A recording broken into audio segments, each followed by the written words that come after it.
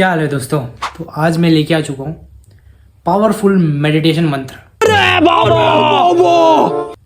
जो कि इसको जपते जपते अगर ना आप मेडिटेशन करोगे ना, जो आपका चक्रास होता है ना, वो सातों एक्टिवेट हो जाता है और ब्रह्मबोध संपन्न हो जाता है।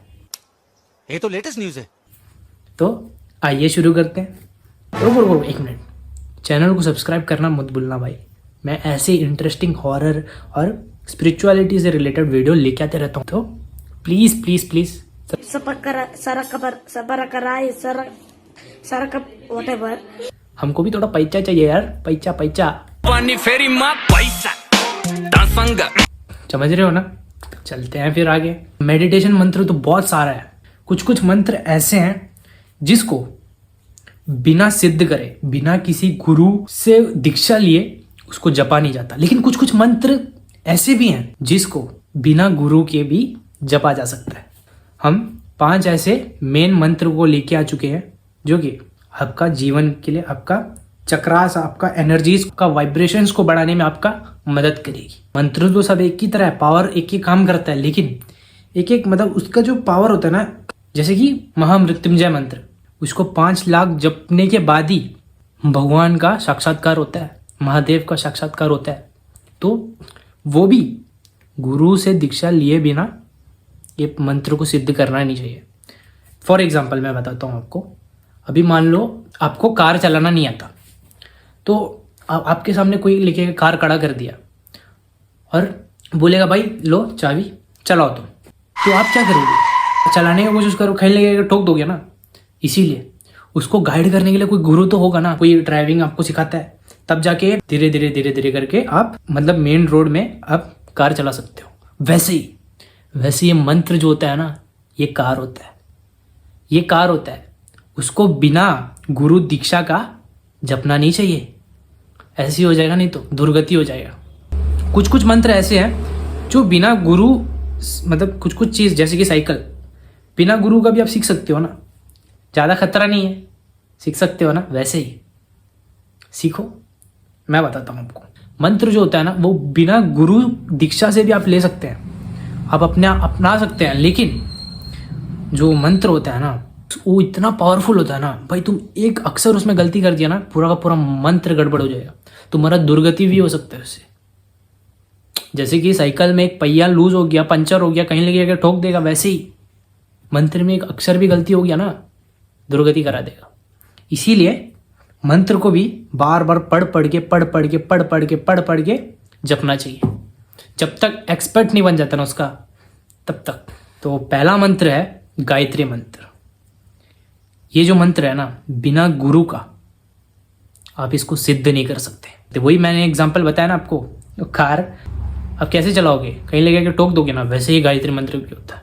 इतना पावरफुल होता है ना वो, बिना गुरु का उसको सिद्ध नहीं करना चाहिए। हाँ, गुरु अगर आपको ये मंत्र अपना आप से दे रहा है तो उसको स्वीकार कर लेना चाहिए। कुछ क्लिप्स मैं आपके सामने पेश करने वाला हूँ। इस दिन गायत्री मंत्र का जाप करता हूँ, लेकिन गुरुजी कई धर्म गुरुओं और टीवी चैनलों पे मैंने सुना है कि इसका बिना गुरु की आज्ञा से या बिना गुरु मंत्र लिए जाप करने से ये आगे नुकसानदायक होता है। लेकिन मैं कई सालों से कर रहा हूँ, कोई दुष्परिणाम तो नहीं है। कृपया सही मार्गदर्शन करिए, मुझे क्या करना चाहिए? देखिए, शास्त्रों को जैसा शास्त्र कहते हैं वैसा ही करना चाहिए जी। ये मंत्र है, और मंत्र तब तक सिद्ध नहीं होता जब तक वह गुरु के द्वारा प्राप्त ना हो। जी गुरुजी। इसलिए गुरु के द्वारा गुरुमुख कर लेना चाहिए। कभी कभी लोग तेज आवाज में लाउड स्पीकर से गायत्री मंत्र अपराध है, गलती नहीं है, अपराध है। पंचाक्षरी मंत्र, गायत्री मंत्र, द्वादशाक्षर मंत्र, ये तभी तो बुद्धि भ्रष्ट हो जाती है, तभी तो उसका लाभ नहीं मिलता। नहीं, गायत्री मंत्र ब्रह्म स्वरूप है। धीमहि धियो यो न प्रचोदयात्, उस परम सत्य में हमारी धी पीड़ित कर दी जाए, ब्रह्माकार वृत्ति कर दे।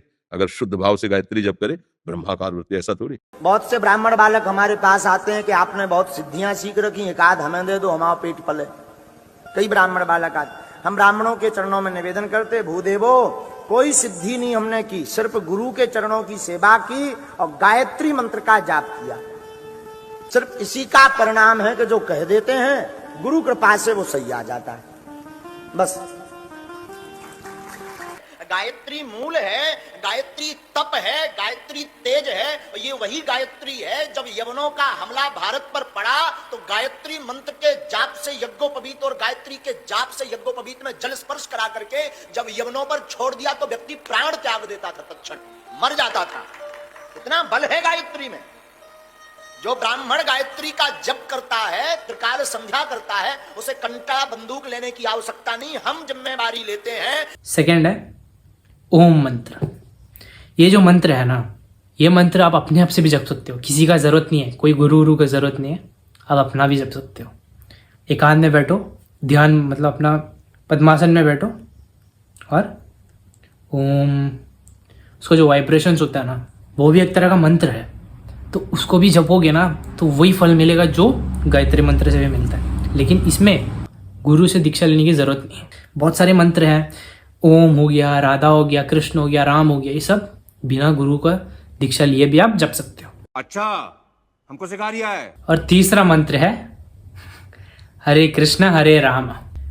ये मंत्र में भी ना बहुत अपार शक्ति होता है, इसको मजाक में मत लो। नाम का रंग अगर चढ़ गया ना तो उससे बड़ा मंत्र और कुछ नहीं, क्योंकि किसी के ऊपर अगर ये चढ़ जाता है तो उतरता कभी नहीं। हम मालूम है तेरे बाप को मत सिखा, चल। ये जो मंत्र है हरे कृष्ण हरे राम, ये भी बहुत प्रभावशाली है। आपका जीवन में, आपका जीवन को ना बहुत बदल सकता है, बहुत। इसको भी जप सकते हो। और चौथा है ओम नमः शिवाय। ये मंत्र भी बिना किसी गुरु से दीक्षा लिए बगैर ये मंत्र को जपना नहीं चाहिए। मैं आपके सामने एक क्लिप रखता हूँ, देखो, प्रेमानंद जी का क्लिप है, अब देखो, आपको समझ आ जाएगा। तो आपको कौन सा नाम प्रिय है? भगवान का नाम? शंकर भगवान। शंकर जी। तो कैसे जपोगे शंकर जी का नाम? ओम नमः शिवाय, ओम नमः। ये तो गुरु मंत्र लेने पर ही जपा जा सकता है, नहीं तो ये फिर ये और निगेटिव भाव को और पुष्ट कर देगा। क्योंकि मंत्र, वैदिक मंत्र गुरु पद्धति से ही जपना चाहिए, ऐसे मनमानी नहीं जपना चाहिए जैसे आजकल लोग, ऐसे नहीं।